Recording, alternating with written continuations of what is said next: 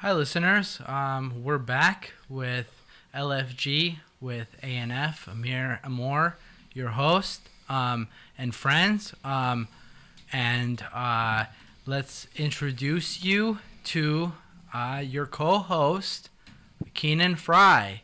Hey, what's up? This is Keenan. I'm back. You guys can't get rid of me. I'm like the fucking cockroach. So, I'm like herpes. I go away and come back worse. All right.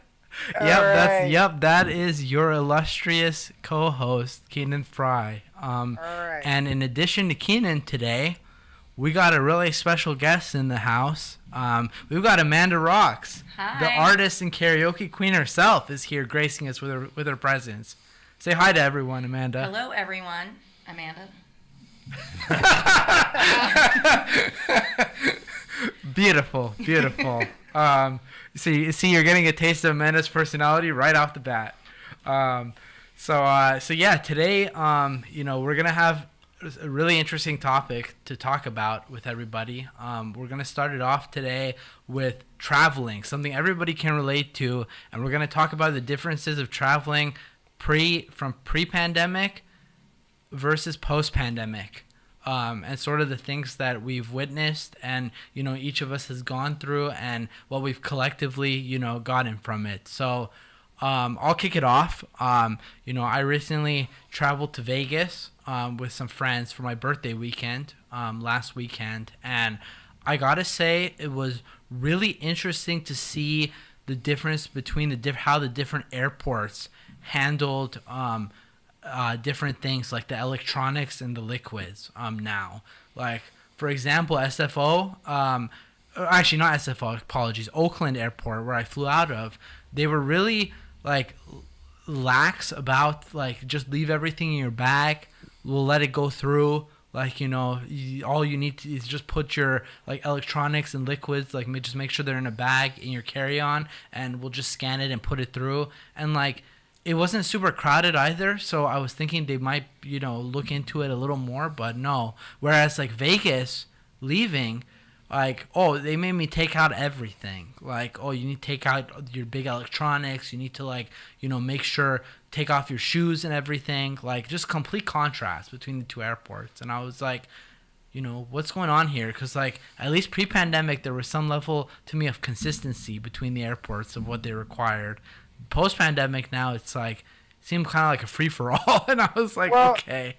I would say to that, Vegas is the most heavily policed and armed city in the country. Like, it's more policed and armed than D.C.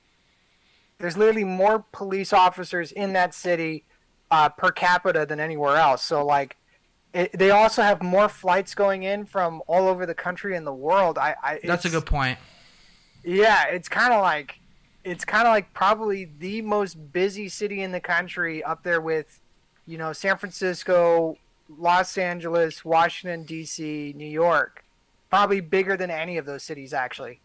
Yeah, like, what have you two experienced, Well, Keenan and Amanda, like, traveling Well, wise? I know that in 2002, I traveled to Vegas for the first time, and it was right after 9/11. And when we got off the jeez. plane, there were guys walking around with machine guns. Okay, like, I'm just saying, they were military or police or something, but they had freaking machine guns. And my first time, I was like, "Is this normal?" you know? I'm sure you were like, am I supposed to carry too? Like what's going on here? Being from Oklahoma, Oh man. So that's my Vegas experience. Keenan, what about you? What has your experience been? So I'm kind of weird. I'm more of a homebody. I'm always doing my studio work that I don't really have much time to travel. I've actually never been to Vegas as an of-age person.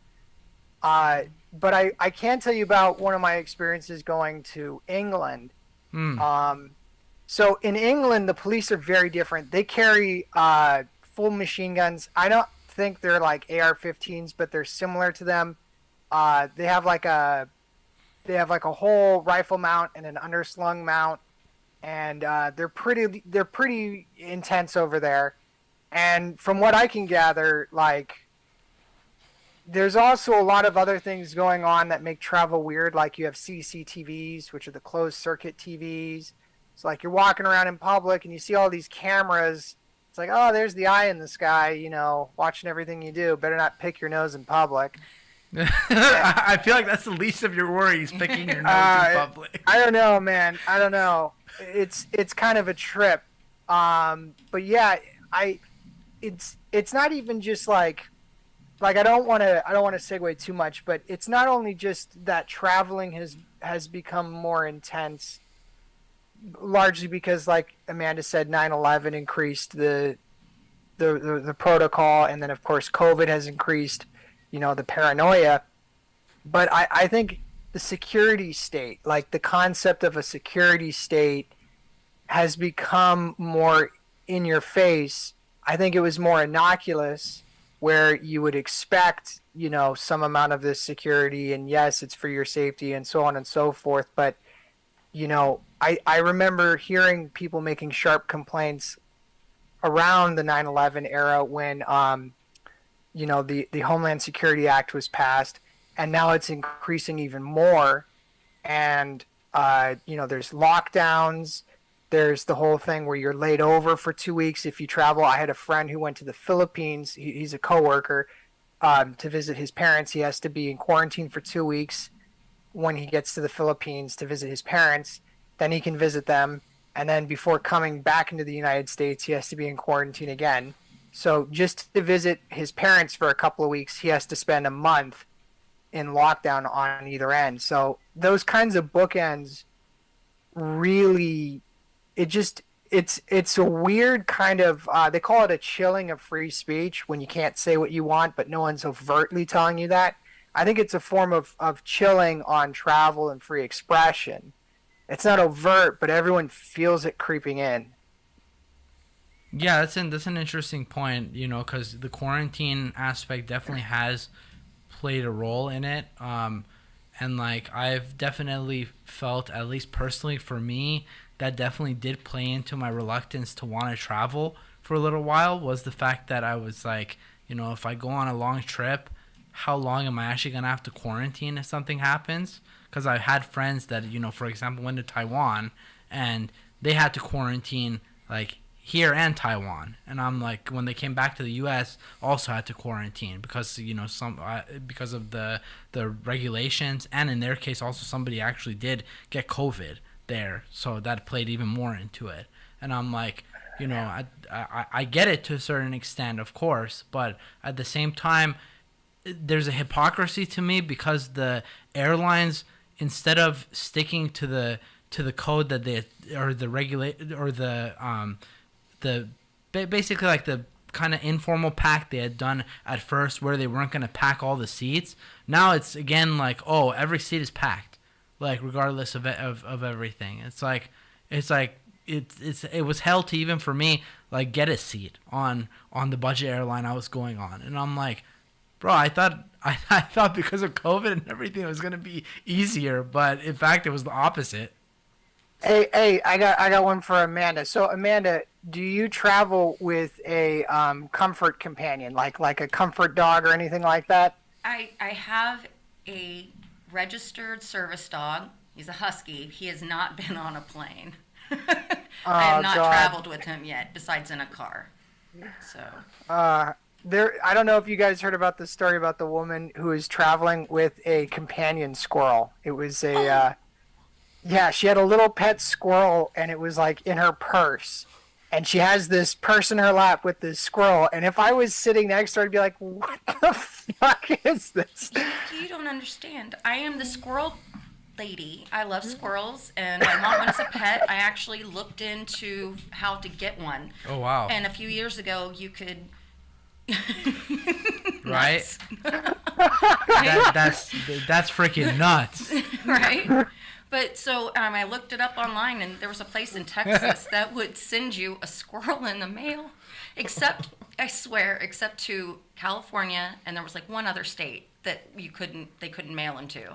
But they have since changed that, and you have to pick it up yourself. Of course, it's Texas. Why am I not surprised? Squirrel in Texas a box. or Florida. Is there like a bar that you can pick these squirrels up? Buy them a couple drinks. No, but so you have to bond with them once you get them. They're like little, and you have to like play with them and carry them in a pouch for the first 8 weeks. Oh my God, that sounds like I was some so ready weird to do that and to sex build it a little fetish. playground. Right? Yeah. Actually, that's a really interesting thing you bring up, Keenan, because honestly, and this is gonna be a hot take from me. So sorry, listeners, this gets annoyed, but you know who you are, okay? That you register service animals, and they're not actually service animals. They don't actually provide any form of comfort. So you know who you are out there. Calling out my own cousin for this too. There's plenty of people out there that do that. That so. could be me. And that takes away from the licenses of people that actually need it. So guess what? Yeah, you know what? All they want is Those- money. That is Those true. people- That is true. Hang So on. if anything, you're just taking advantage of a loophole that's there. So But I it's will. not- I take him into a restaurant or into stores? The only place that has asked me for his registered car, is when we took him to the zoo. Wow. Then they're really not doing what they're supposed to. Then so yeah, again, you're taking that. I don't- If I can get it though about the zoo because they don't want you bringing an animal in that can get the other animals sick. That's actually there's zoonostenosis. I actually worked so this is kind of gross. I used to work at a pet store. I used to work at a pet store, PetSmart, Okay. and every couple of days they would do this thing called fluffing, where they would open up the hamster cages, and it's this giant glass wall, and there's 2 locks on the top, and it comes out on rollers. So you stick the 2 keys in, you unlock it, and you pull it out on these rollers, and then you lift up the lids and you take out all the bedding, right? And so you have to take the bedding out because they'll poop in the bedding, and then the bedding molds and it creates all of this nasty spores. But they also have to filter out the wood chips and everything. So I got the nastiest zoonostenosis infection. It's a zoological virus. It comes from animals, usually small animals, and it's related to their fecal matter. And I got it from just working as a cashier, other side of the PetSmart, probably 50 feet away from the cages, and it just got into the air and was circulating in the air whenever they would clean them out. And I got the worst lung infection. I couldn't sleep. I couldn't eat. My throat swelled up.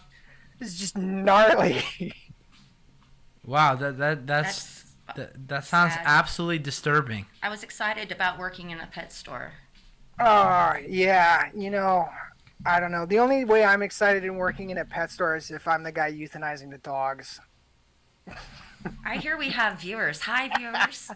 Hey viewers, Glad you're here with us. what's going on? Glad to have you on board. We're right now talking, in case you weren't already tuned in, we're talking about the aspects of traveling. Specifically, right now we're in the topic of service animals. And I just delivered a very hot take, and we've got a bunch of different opinions on it, so I love it. And if you guys have an opinion, we have chat tied in. Yes, so go ahead please. and make a comment on your Facebook feed, and we'll see it here live. That's a great idea, Paul. right, that's the omniscient voice of Paul Brumbaugh coming in. So guys, make sure you listen.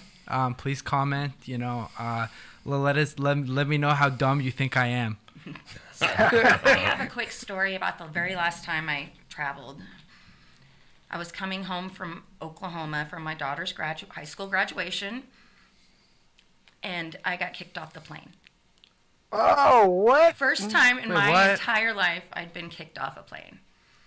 Now, reason being that it was me and my friend Nikki, and we were already on the plane, and we were at one of the last ones to get boarded. They decided I was too drunk. Now, I'd had 1 glass of wine.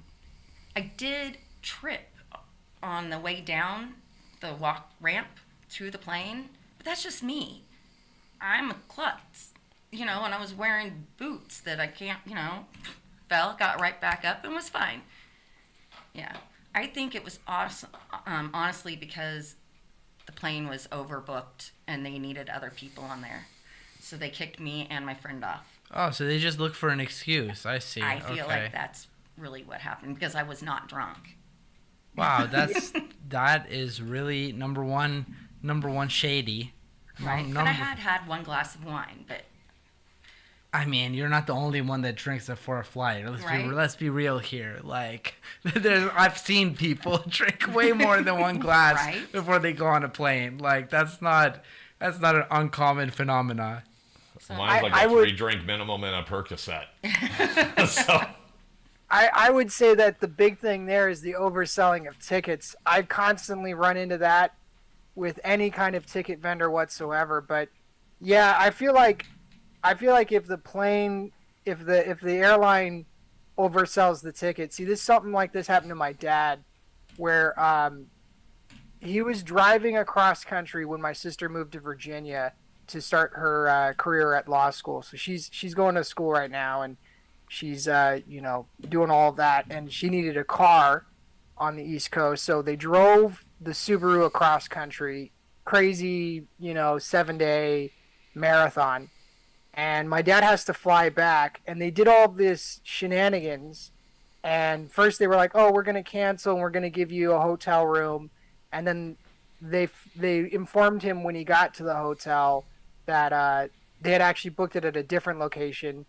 And so the first hotel he didn't have a booking at. Then the second one he didn't have a booking at. Oof. Calls him up the third time, and they say, "Oh, we have a new flight for you."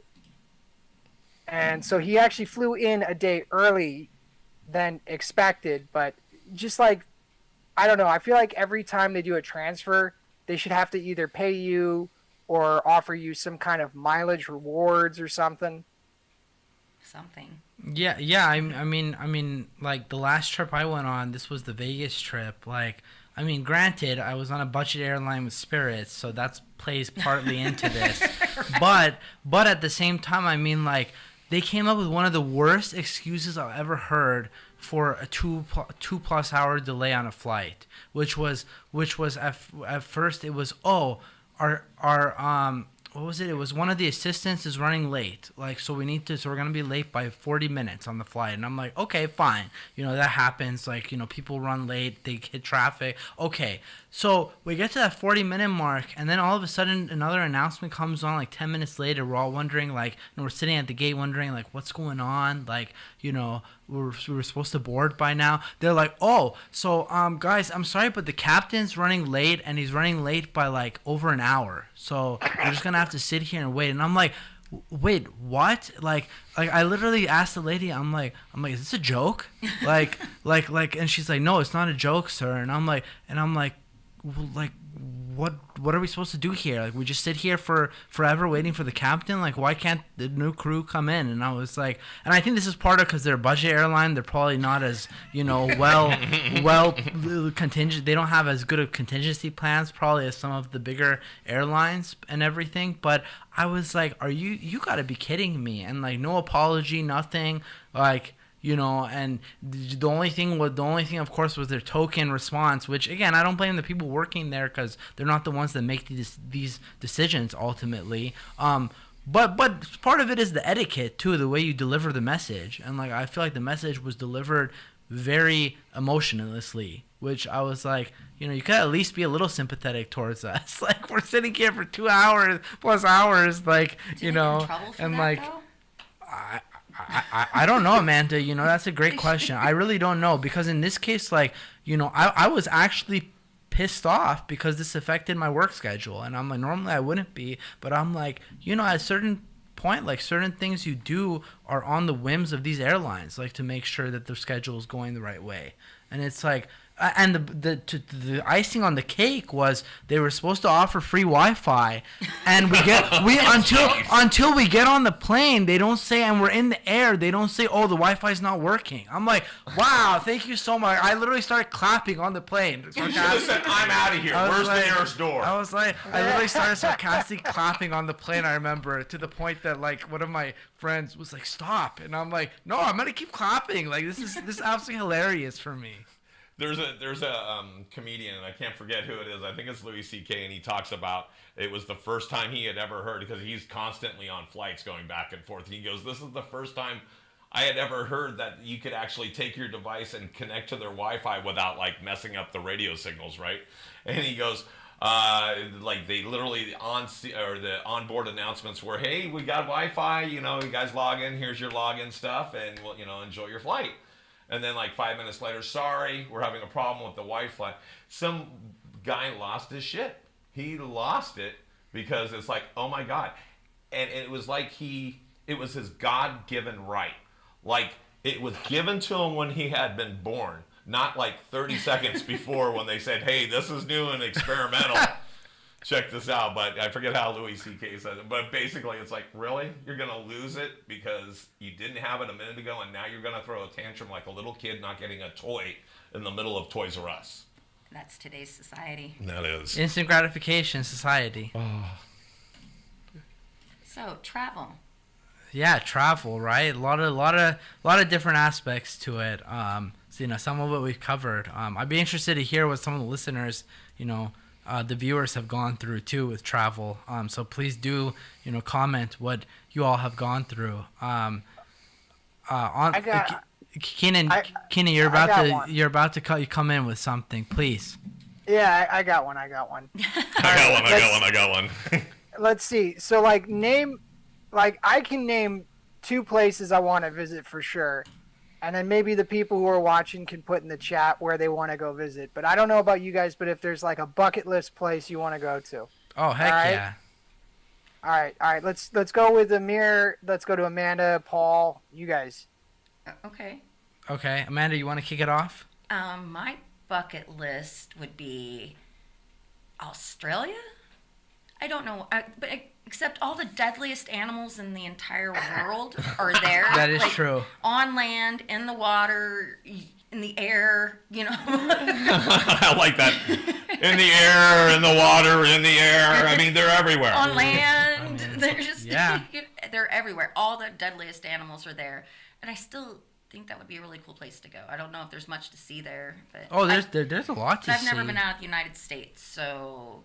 I mean, the Great Barrier Reef is there. See, I don't even know what's there. Yeah, so I mean, you got a lot of nice natural wildlife there. I mean, they've got great. If you like tennis, some of the best tennis courts are there too. Good golf courses too. None of that. Okay. Actually, Alaska. I want to go to Alaska because I could see myself living there, out in the woods and living off the land type thing. And I think with me, it depends on what do you mean by bucket list on where I'm traveling. Is it because it's fun, because of the scenery, because of whatever? There. Like I'd love to go back to the Caribbean, just not during hurricane season. Right. Yeah, that right. sounds actually pretty cool. I would love to go somewhere else. I love the islands. I love the water. So I always want to be by the water. I want to be by the sun. And I do like the mountains. So I like nature. And see, like even you said Alaska. I'm like, oh, Alaska.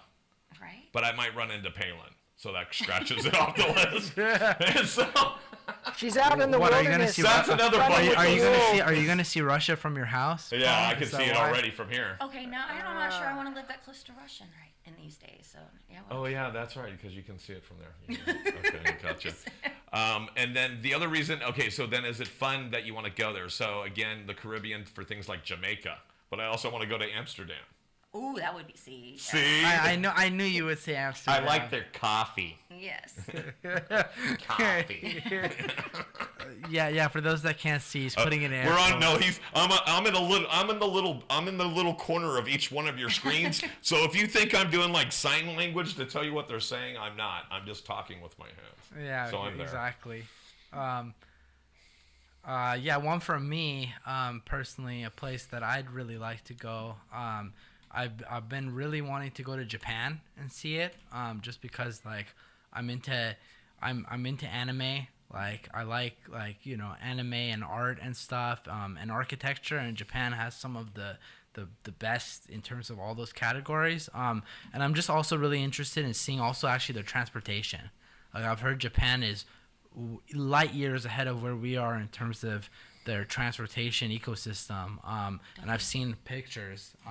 And I just really want to go and experience it for myself and see sort of what it's like. Because I've been on the East Coast, on their transportation systems, like New York especially. And comparatively, I mean, it is better than here. Granted, BART has improved. I have to give it some credit, but at the same time, like, I feel like parts of the rest of the world are just way, way, way ahead of the U.S.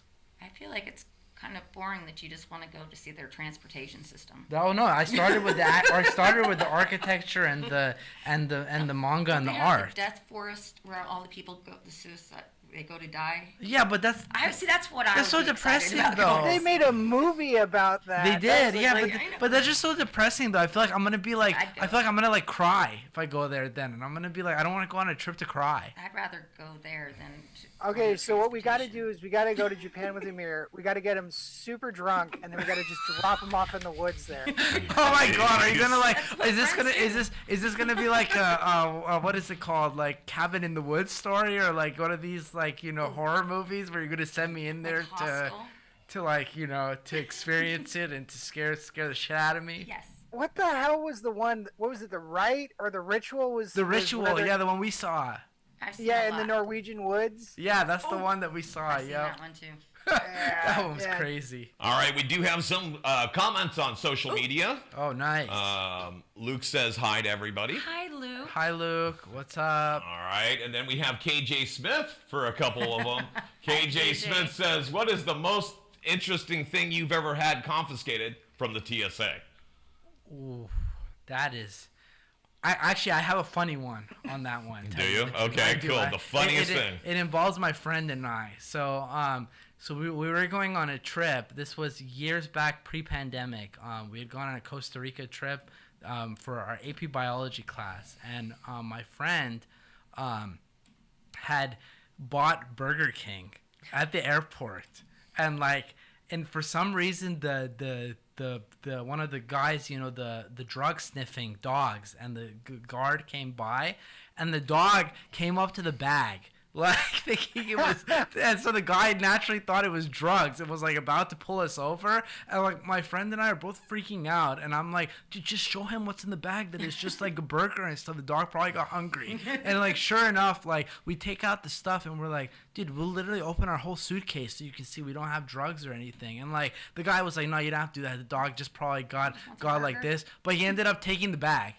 Like I was like, bro, you could have at least left the bag, man. Like, just takes the bag, like it as like compensation for time or whatever. And I didn't say anything because I'm not gonna get into it with a guard at an airport over Burger King. I'm like, we'll just go get a new Burger King. He needed lunch. I guess that was that was by far the funniest, the weirdest one. Like I was laughing with my friend. We were laughing about that. Still to this day, when I bring it up with him, we laugh.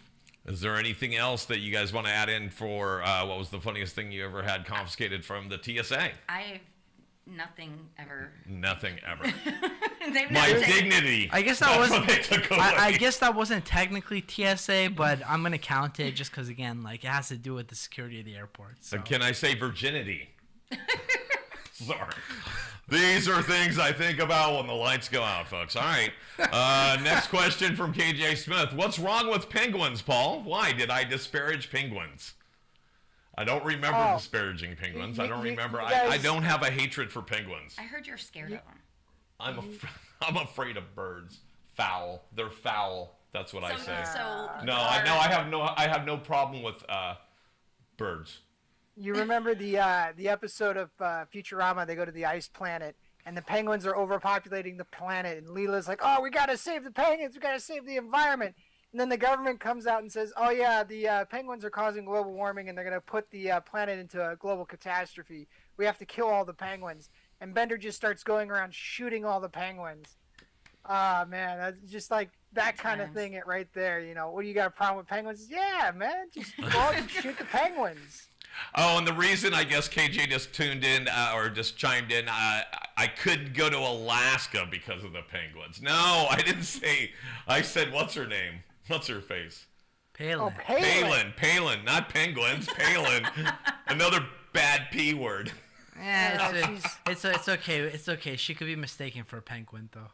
And then Luke out of nowhere says, what kind of shampoo do you all use? That's on the next episode.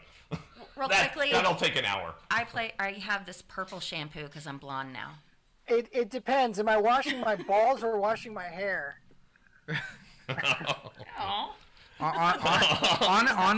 Honestly, for me, it also sort of depends if I'm honestly. It's funny because it depends if I'm traveling or not. Because if I'm traveling, I have a 2-in-1 shampoo conditioner. If I'm not, I use them separate. So you pack it days depends. beforehand, don't you? Are you one of those people? I used to not be. I am now, but I used to not be. No, I used to be very spontaneous and bad about packing for trips. Actually, that's another part of traveling we didn't talk about is how are you about preparing for trips, each of us? Because I used to be horrible. Keenan, what about you? Dude, I used to live in a car at one point, so I'm used to just slumming it. Oh, so you wing it too. Amanda? Yeah. I would pack ahead of time, but I never know what I'm going to want to wear, and it's normally I need options, and so yeah, I just throw stuff in the bag beforehand. But I'm pretty good about making sure I have things that or not having things in the bag that will get me in trouble. I more have issues with the weight. Sometimes I have to take things out.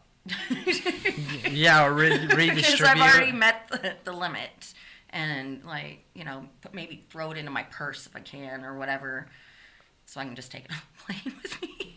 It's funny. I saw some girls doing that at the Vegas flight at Vegas airport too, redistributing between their 2 bags. Like I hadn't seen that since like pre-pandemic when I traveled, so it got me chuckling a bit. I'm like, oh yeah, this still happens today. I forgot this is a common thing.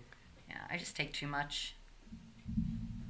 Paul? No, I was reading more comments. What are the comments? Okay. Oh, no, somebody was asking me a personal question. That's why I didn't read it. Oh. They were asking me if I'm really wearing a Jester costume to my show on Wednesday because I posted a picture of me wearing a Jester costume. Well, are you? I'm probably going to do what I did last year, which is I'm going to have 3 different costumes, and in between people, I'm literally going to switch out every time. And so... I agree with that. That's a great idea, and you should do it. You know, I'm starting to really worry about you. This is more of an intervention. You're really letting yourself go to skin and bones. You know?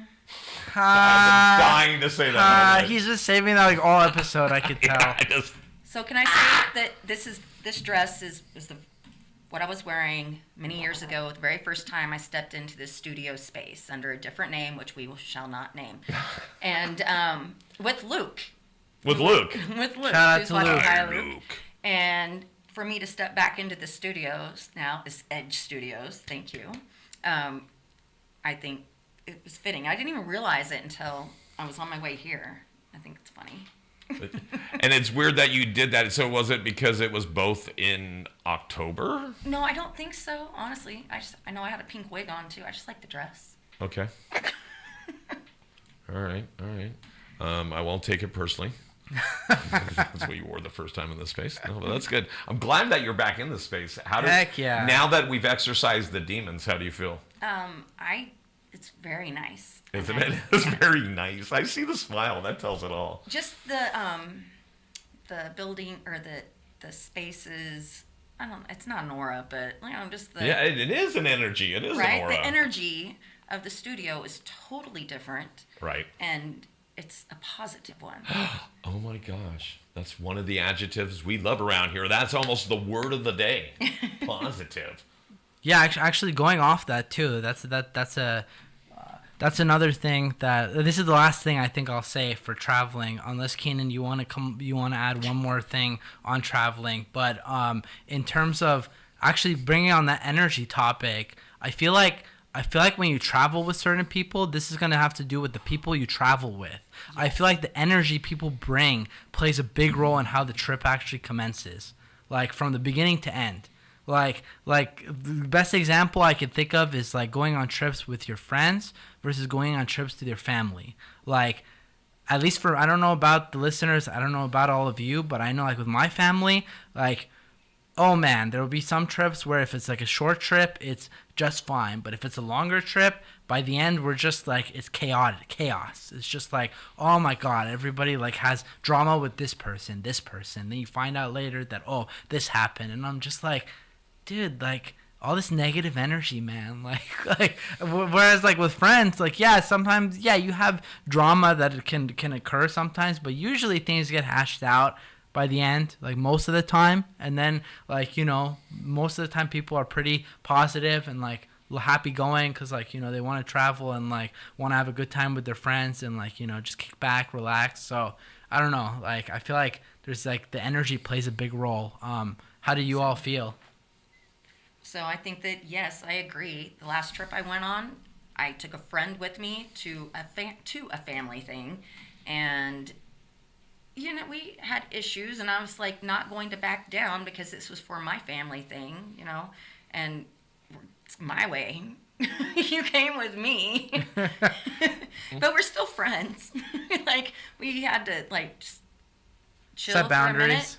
a minute, but we are still great friends. You know, like, yeah, it does matter who you travel with. Yeah.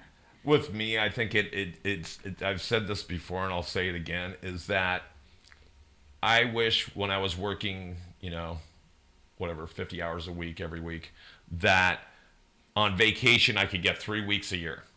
The first would be with, let's say, my family. The second one would be just me and my wife. The third one would be me and leave me the fuck alone. Why let you go? Yeah, not even my wife. No, yeah. And she can keep my phone. She can keep all my devices. I literally just want to unplug. Away from your wife. From everybody. I literally want to go into a deprivation. How's she gonna know you're alive? You Well. officially just got married recently. Let's See, see you how that can't, actually you works. can't There's even that. answer that. Let's get an update on that after. I'm being asked by KJ Smith, is that a furry chair or funny chair that Amanda's sitting in, or is that a jacket? It is a jacket. So there you go. It's a fashion statement, is what it is. Right. And then, Keenan, what about you? Oh man, the last family trip we did was to Ireland, and my sister came along, and to keep things like relatively PC, she's not on the best terms with the rest of the family, but when you spend about 15 grand to fly across the globe to Ireland to go track down like your extended relatives from before Sinn Féin and the IRA revolution in 1918, you know, you're flying out to go track down the family. And we were able to find the old family farm and our extended relatives out there. They own a dairy farm. But if you're out there on a trip to do something like that with the family, I think, speaking to the point about energy, I think like you kind of have to set aside your personal nonsense and just be willing to go a little bit more with the flow. And you know, that trip ended kind of poorly. As it sounds ominous as it was being described, but you know, it was unfortunate, but I would also say I had a really good time with my folks and you know, being what it was.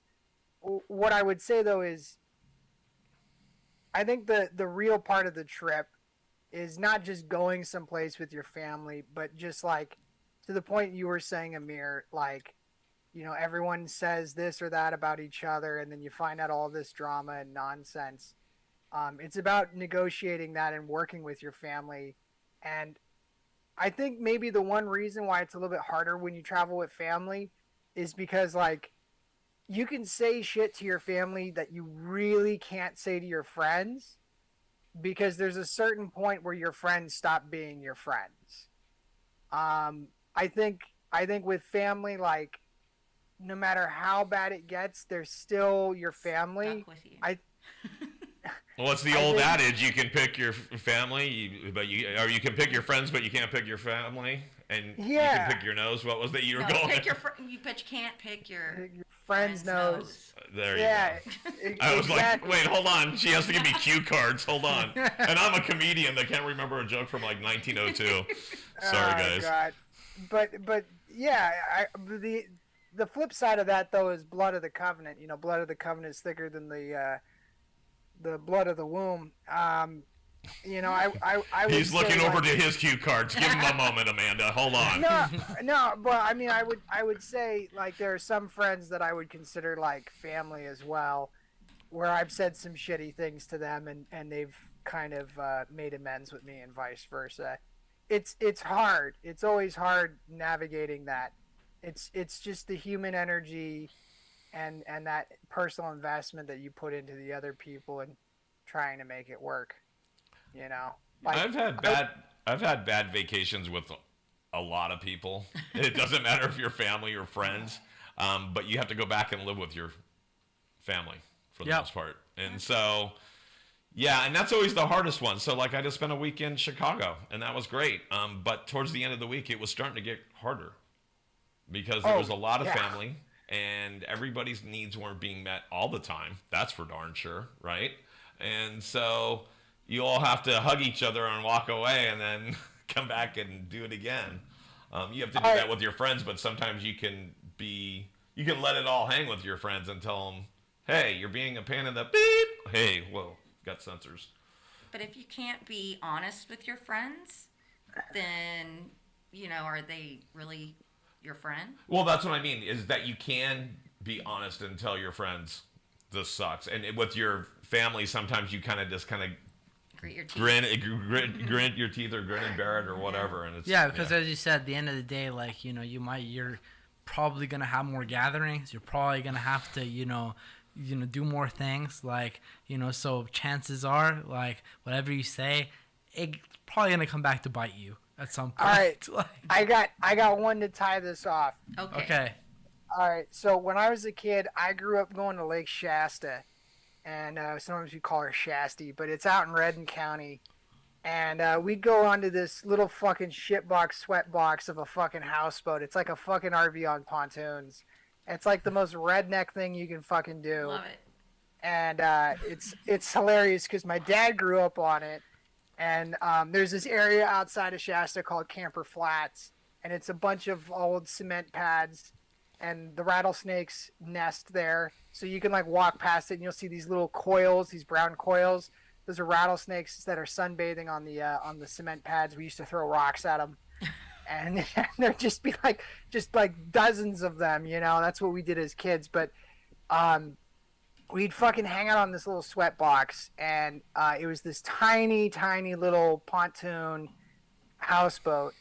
And you'd be in the houseboat. It would be 3 o'clock, and it would be 107 degrees outside. There's no AC because the generator died. And because the Jenny died, there's no power or anything at all in the houseboat at all. So, like, we had this tiny little VHS playing screen. It was, like, I think 8 inches diagonal. So it's just this tiny little box, like an old Macintosh. And we used to watch, like, old Disney movies on it, like Aladdin and the Little Mermaid or whatever. And that power would go out. And the second the power would go out, my dad would just start grumbling because he knew me and my sister would start fighting. And as soon as the power went out, he'd have to go outside in the 107-degree sun, crack open the engine lid, and like rebuild the Jenny, like jump start the belt drive, because it would always get caught up. And he'd have to be out in the sun, otherwise we'd start fighting again. And those were our vacations for like the better part of like almost 2 decades. Just this tiny little raft. And you had to sit out there and hang out. But it was fun because in the afternoons we'd go water skiing. We could go swimming, obviously, all day long. And, my dad would just drink beer and barbecue, and we'd have barbecue chicken. It was a low-key vacation. We didn't have a lot of money, but that was a lot of fun when we could do things like that. And, those are the vacations I remember the best. And getting a fish hook stuck in my arm and shit like that. Fish hook stuck in your arm. Oh my gosh, you had a good time. Yeah, those small vacations honestly can be some of the most memorable too. One of the ones I can remember is the first time I went up to Lake Tahoe with family. Like, that was such a fun trip. We drove up in multiple cars, including like my dad's old minivan. R.I.P. the minivan, and my uncle at that point had a truck too, and like, it was such a fun trip. Like, it was snowing, like we got to go hang out in the snow, my cousins and we all like bunkered together. Like, yeah, that will definitely always be one of the most like fun trips I remember too, is that small trip, the first one to Lake Tahoe. For me, I grew up in Oklahoma, and there were lakes. Everyone goes to the lakes during the summer. We didn't really take family trips, but we always went to the lake and camping. and it wasn't really camping because there was bathrooms with showers, you know. It's not like we were out in the boonies with no one around. So was it the precursor to glamping, you're saying? Kind of. I mean, but my mom would pack everything. I mean, she would even have like a sewing kit. Like if she thought we might need it, we had it, and they had the stove, the food from camping, and I love that. I miss that. Wow. So raised my kids, but my wife was there when we went camping with all my kids. I had 4 of them that I raised, and they were really young. I think everybody was for sure under 10. The 30-year-old was probably 10 and under. And we went up to Portola State Park, which is right above us in Woodside Hills. Went there, and it was an adventure in its own just because it was fun. It was the kids' first time really camping or doing anything like that. And then we had raccoons and possibly a bear take all of our food in the middle of the night as we watched in horror from the tent. Huh. And so that was probably the most interesting trip because it was the kids. They were young. And I remember even my daughter at the time just like, I want to go home. I want to go home. There's raccoons out there. They're wearing masks. They're like, no, they're not. Paul, do you have video of that by chance? The bear taking Right. the bear Because it taking would actually food? be a YouTube I really- video. I know. Cause like that one TikTok video. I saw a TikTok video. It's funny you bring that up of like, you know, this lady and this guy, and like literally that's what happened. The bear got in the cabin and started like ransacking the food, and they were like, "What do we do right now? Do we like how do we get this bear out? Should we even try, or should we like, you know, just wait till the bear like leaves, like, you know, because the door was still open enough for the bear to be able to go out, but." And the cub was there. That was the other issue. Was they're like, okay, we can't do anything because it's gonna protect the cub and go crazy. Then so they had to wait, and eventually once the cub was out, they made the other bear, you know, the mama bear go out too, like making a lot of noise. But it just that reminds me of that because I was laughing as I watched that, but I also felt bad because I'm like, what would I do? I'd probably also be freaking out and be like, it's a bear. It's a bear. What are you doing watching TikTok? You know it's going to turn your brain to mush. I refuse. Like, people just immediately start watching it, and then they're hooked. Have you watched it? I helped make a couple of videos for it, and I saw... But you didn't but nobody's ever handed you it and let you I don't want sprain to. your thumb. Hey, Amanda, I can officially say, okay, I've never made a TikTok video. You're ahead of me in that aspect. But it wasn't I get addicted to things like that so easily. I refuse. And the only reason I watch TikTok is because Keenan does all these dance videos. Ah! That's the one right there. He's doing the Frankenstein thing going on there. Nice, That's the only reason I got hooked was that. That's it. That's all I'm saying. Well, yeah. If you all have, you know, experiences as well, viewers, please do comment. But yeah, that's gonna wrap up the travel episode over here. You know, we covered a lot of different topics. Some more fun than others. Some more hot takes than others. And hope you enjoyed it. And yeah, from all of us, we'll catch you next time. Please do like and subscribe on the YouTube, and also be sure to like our Facebook page.